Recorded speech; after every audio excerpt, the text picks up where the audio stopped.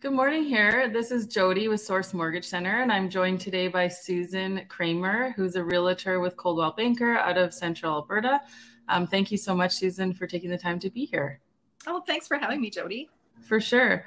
And so, Susan, one of the questions that I get from clients, because sometimes hopefully they come to me first to get a pre-approval. It doesn't always work that way, but they'll come to me for a pre-approval and then they're wondering, well, how do I select a realtor? If I'm a buyer and I'm now ready to go on the house hunt, where should I look to find that realtor that's going to help me as a buyer?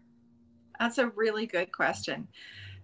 What people sometimes do is they'll look online and they'll find their listing that they want to go and view, and they'll contact the agent online who has the property listed.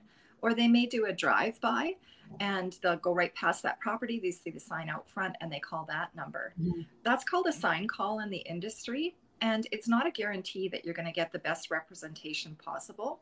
I mean, we all try to do our best job possible, don't get me wrong. But a listing agent has been contracted by the seller, and their commitment is to that seller, not to you as a buyer. So when it comes time for negotiation, they're not going to be supporting you and saying, oh yeah, I think the buyer will go a little bit lower and you could probably go with a lower price. They're not allowed to do that. They have to represent the seller, and their goal with the seller is to get the highest price possible. So doing a sign call is not always going to get you the best price on the home that you're looking for. You're better off to interview a number of agents from different organizations to find one that actually fits with you, your family, and your personality.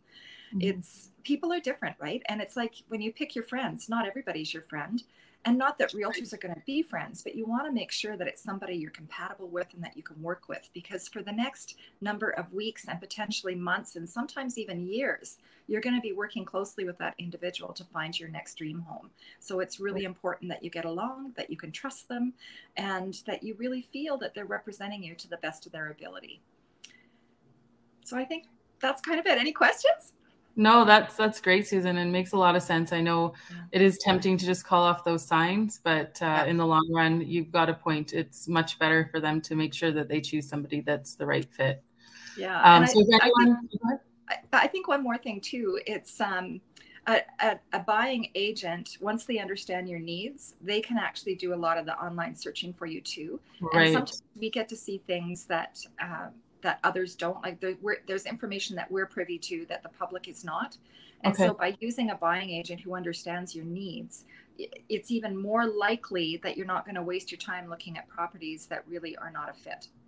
Yeah, good point. And actually, just to be clear to everyone who's watching this, you don't pay a realtor as a buyer, correct? There's no Very cost. true. The seller pays the agent. Very true. Yeah.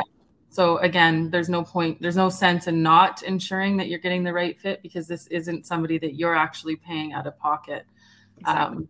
Yeah, so just to be clear for everybody there. And I've got Susan's contact information at the bottom. If anyone does have any questions and is looking to start their search as a buyer, I know she'd be happy to help out with that. I definitely would. Thank you. Yeah, thanks so much, Susan, and have a great day. Yeah, you too. Take care.